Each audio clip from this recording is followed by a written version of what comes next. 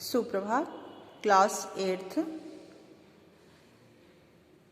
हम लोग annual portion start करते हैं क्योंकि एनुअल के लिए समय कम रहेगा और आपका PA2 का पोर्शन कंप्लीट है, रिवीजन भी हो गया है पर्याप्त।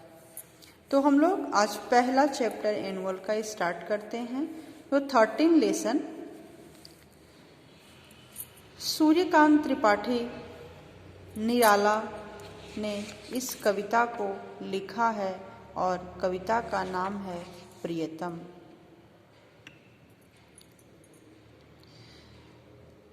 प्रियतम कविता को पढ़ने से पहले सूर्यकांत त्रिपाठी निराला जी के जीवन परिचय पे कुछ प्रकाश डाला जाए, अर्थात सूर्यकांत त्रिपाठी निराला के विषय में कुछ जानकारी प्राप्त की जाए।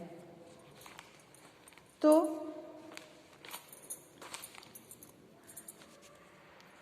सूर्यकांत त्रिपाठी निराला का जन्म 1896 में बसंत पंचमी के दिन हुआ था और उनके पिता जो थे मूलतः उत्तर प्रदेश के उन्नाव जिले के गढ़ा कोला गांव के निवासी थे और निराला जी की स्कूली शिक्षा जो थी वो महिषादल में ही हुई थी। इसके बाद उन्होंने स्वाध्याय से संस्कृत, बंगला और अंग्रेजी का ज्ञान प्राप्त किया।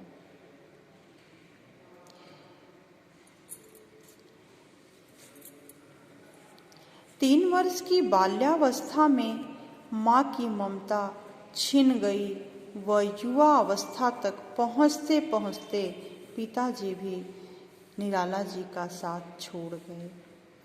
प्रथम विश्व युद्ध के बाद फैली महामारी में आपने अपनी पत्नी मनोरमा देवी, चाचा भाई तथा भाभी सभी को गंवा दिए। अर्थात इन्होंने जैसे ही युवावस्था को प्राप्त किया वैसे ही चाचा, भाई और पिता एक एक करके सभी इनका साथ छोड़ के चल दिए। विषम परिस्थितियों में भी आपने जीवन से समझौता न करते हुए अपने तरीके से ही जीवन जीना बेहतर समझा। निराला ने सीख भरी रचनाओं के साथ साथ कई महत्वपूर्ण ग्रंथों का हिंदी में अनुवाद भी किया। निराला सचमुच निराले व्यक्तित्व के स्वामी थे। निराला का हिंदी साहित्य समृद्ध है और इनकी कुछ प्रमुख रचनाएं हैं जैसे अनामिका, परिमल, गीतिका, कुकुरमुत्ता और नए पत्ते आदि। उन्होंने उपन्यास, कहानी, आलोचना और निबंध भी लिखे हैं। उनका संपूर्ण साहित्य निराला रचनावली के 8 खंडों में प्रकाशित है। निराला जी स्वभावतः क्रांतिकारी थे।